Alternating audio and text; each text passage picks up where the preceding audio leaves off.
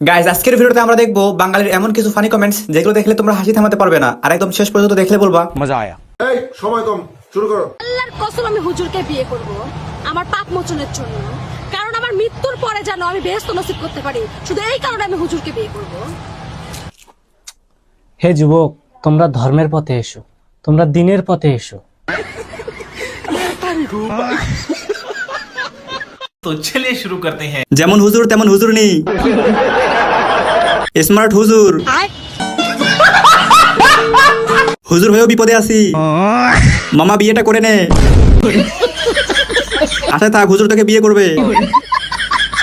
কেন জানি মাদ্রাসায় পড়া ছেড়ে দিলাম। কি আপু, আপনি জান্নাতে যাবেন? দুর্যোগ দেখা যাচ্ছে, আগে ওটা দেখেন। জনি সিং হুজুর কই?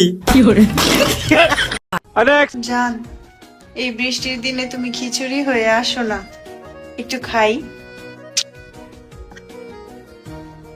আসো না জান, আসো আসো।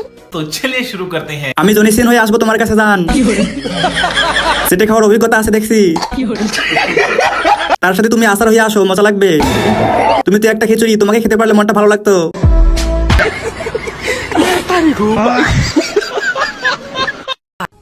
আমার না খুব লজ্জা লাগতেছে। আমি তোমার বউ, তুমি আমার জামাই।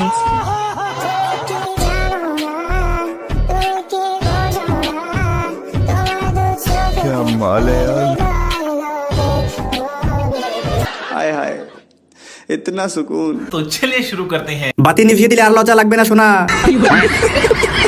আমি যদি এমনি একটু ঢং করতে পারতাম তাইলে ভাইরাল হয়ে যাইতাম।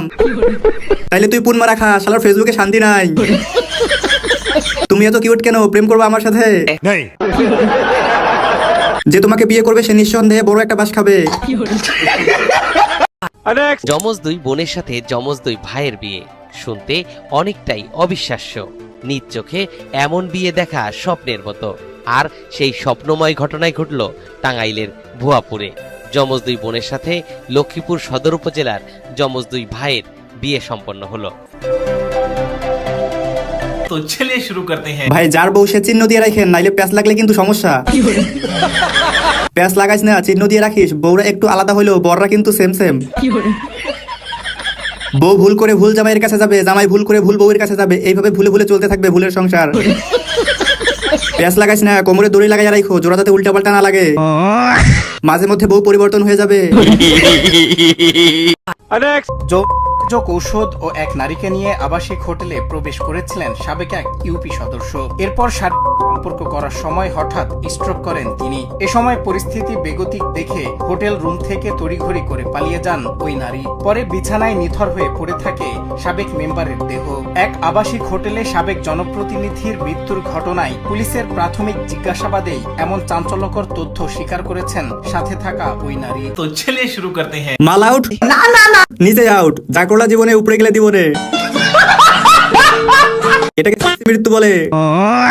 ঘি বের হওয়ার আগেই প্রাণ বেরিয়ে গেল, এর ইংলিশ কি? ময়না টিয়া পাখি লাগাতে গেছিল গো। মাল আউট না হয়ে জান আউট হয়ে গেল, ঔষধের কার্যকরী।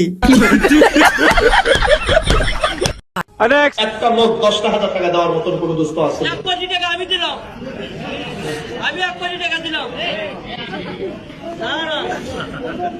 10,000 টাকা একজন আল্লাহর বান্দা, মায়ের জন্য 5,000, বাবার জন্য। তুমি চুপ করে বসো, ঠিক আছে? 1 কোটি টাকা দিয়েছে। বসো বসো।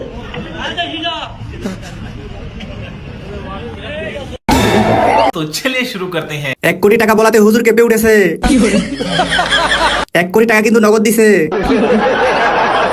যাই হোক, আমরা ছোট হলেও মন বড়। ওই ছেলেটা হচ্ছে আমি, আমার কথা কেউ শুনে না। আমি বিয়ে করতে চাই, বাড়ি থেকে শুনে না, হাসি তামাশা করে উড়াইয়া দেয়।